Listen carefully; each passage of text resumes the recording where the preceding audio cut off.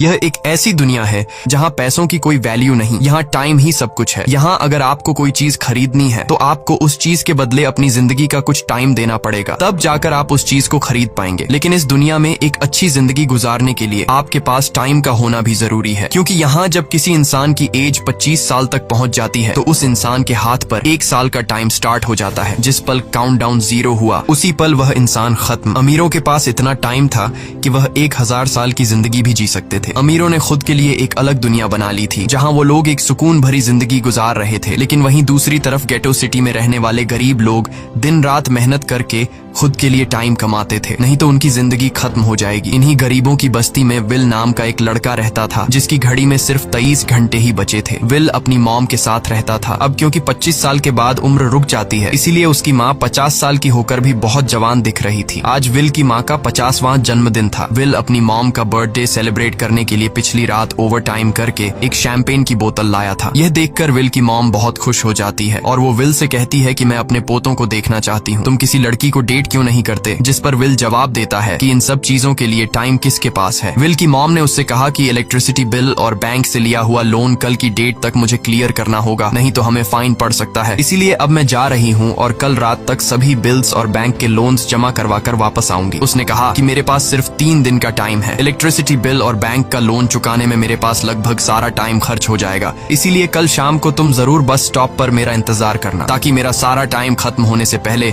मैं तुमसे कुछ टाइम ले सकूं। इस पर विल ने कहा ठीक है, मैं टाइम पर पहुंच जाऊंगा। जाने से पहले विल की माँ विल के हाथ को छूकर उसकी बॉडी में 30 मिनट ट्रांसफर करती है ताकि विल अच्छा नाश्ता खरीद कर खा सके। इसके बाद दोनों अपने अपने काम पर निकल गए। रास्ते में विल के पास एक छोटी बच्ची आती है। वो विल को एक कैप्सूल देकर विल से उसका थोड़ा सा टाइम मांगती है। विल मुस्कुराते हुए उस छोटी बच्ची को कैप्सूल में अपनी जिंदगी का 5 मिनट का टाइम दे देता है और वह चली जाती है। यहाँ हमें पता चलता है कि यह लोग अपने टाइम को एक कैप्सूल में स्टोर भी कर सकते हैं, जिससे यह लोग कभी भी यूज और ट्रांसफर कर सकते हैं। इसके बाद विल काम के लिए फैक्ट्री पहुंच जाता है। काम शुरू करने से पहले वह कॉफी लेने जाता है, लेकिन वहाँ वह देखता है कि हर एक चीज का दाम डबल हो गया है। जहां पहले कॉफी 2 मिनट की मिलती थी, अब उसका प्राइस डबल होकर 4 मिनट हो चुका है। यहाँ पर कभी भी किसी चीज का भी दाम बढ़ा दिया जाता है बिना किसी अनाउंसमेंट के। ये बात विल को बहुत बुरी लगती है। मजबूरी में विल ने भी कॉफी के लिए अपनी जिंदगी के 4 मिनट पे किए और काम पर लग गया। दिन भर के काम के बाद रात के वक्त विल अपने दोस्त के साथ एक बार में जाता है। विल का दोस्त 1 नंबर का शराबी था। वह हर वक्त शराब के नशे में टली रहता। विल का दोस्त विल को इशारे में बताता है